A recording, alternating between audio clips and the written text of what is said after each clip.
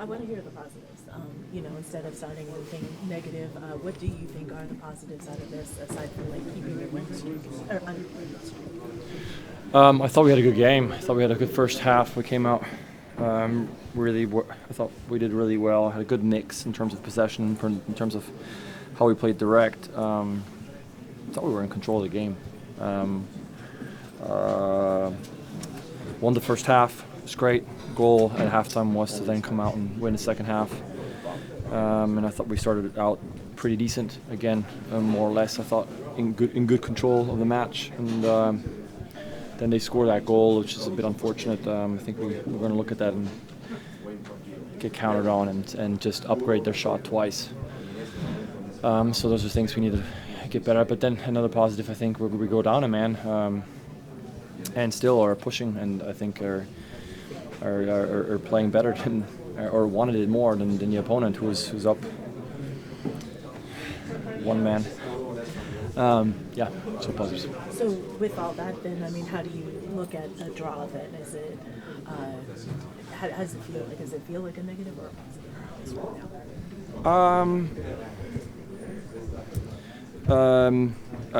It sucks in the immediate right after, because I think we think we play well.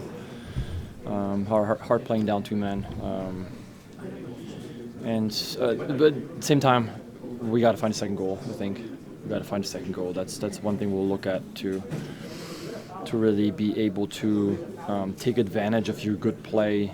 You have to have that killer instinct and find a way to put the game away. I think that's the thing that hurts probably the most. But good quality. I think we showed good quality. So I think if we play like this, more or less avoid the red, find that second goal, we'd be very happy with the game.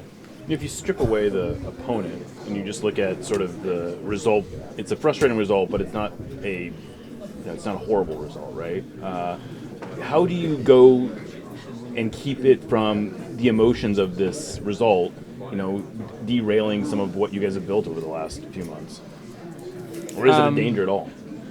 No, I don't think it's in danger. I think there's a lot of frustration and anger towards some of the things that happened on the field today, but I think we'll harness that on the training field. To be honest with you, I think we're quite frankly we're a bit pissed off right now, obviously at ourselves and about some other things. But I think once you have a little bit of a break and you can maybe let off some steam, then it's time to get back on the training field and harness that energy in a positive way. And I think we're going to do that. We have enough veterans to make sure that ship goes down that route.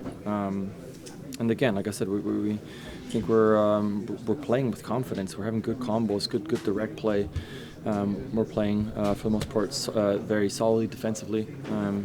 Had to shift some people around on defense. And I think they have a good set piece taker, and we slid Christian out of a spot where he has to head the ball a lot because he had, we just don't want to overburden him. So Paulie had to slide into the spot that's usually very, very difficult for newcomers, but he did well. So those are all good positives and good signs. I'm guessing it is hard to strip away the opponent, though. It's been 7 years. It's fierce rivalry.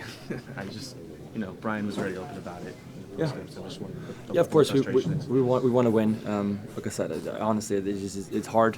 It's hard when you go down a man. Again, I think we have to put this game away because we play them off the park, and then the second half we just gotta put them away and the game's done.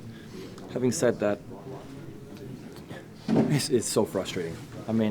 I go at halftime. I go to the referee and I try to tell him, look, there's got to be a difference between a foul where you're trying to go for a ball and a foul where you're clearly not trying to go for a ball. That's the first thing. He acknowledges it. So, I'm trying to have a good talk with him as a captain to a referee so I understand, and I can tell my teammates where we're heading with this. And I tell him also, when you call in advantages, there has to be advantages. He literally takes 3 advantages away from us and doesn't give a yellow card. I don't understand it. I don't. It's mind-blowing, and I don't want to blame him because, yes, we have to put that game away. But it's exceptionally difficult when you're playing down a man and you're not getting any calls whatsoever. And not to make it too much about the refs, but that was the yellow comes to the second yellow on Obed comes on a play where there were numerous examples of players showing dissent before that. Yep. had he issued any sort of like warning and said, "Hey, next person to show dissent's getting a yellow card"? I mean, was there any? Did that seem to come out? It seemed to come out of the blue.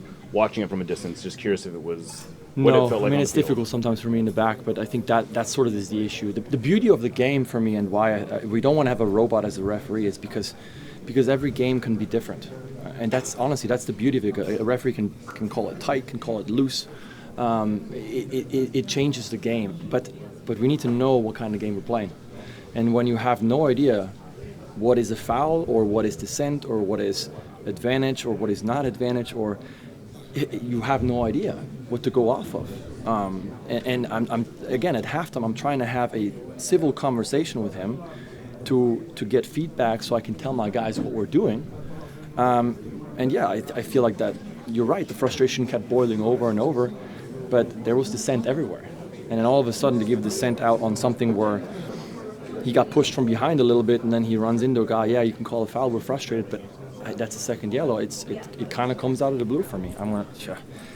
Again, it's not I don't envy the guy. The referees have it difficult, but I love the fact that a referee can call their game, and it adds an element that changes the game in terms of bringing his own personality to it. But it has to be consistency so that we know what we're supposed to do and how we're going to go about it for 90 plus minutes. And today I felt like there's just nobody had a clue what we're supposed to do. Do you feel that the environment, like can you talk a little bit about the intense environment of the rivalry game, and do you think that played a part into some of the decisions or the lack of control that the referee had? It certainly adds to, I think that was my first point at halftime that I made him. Hey, I understand it's a derby and it's going to get feisty. That's just how it is. And so it's difficult. There's going to be challenges flying, and sometimes it gets a little over the top where you have to reel players in. I think that might be an added layer of when you have to control a derby. However, I always think the best referee for me is always the one that controlled the game, but nobody ever noticed him. You just kind of, what happened? Oh, I don't know. He let the game play, it's difficult for him, a difficult job, difficult for all his players as well.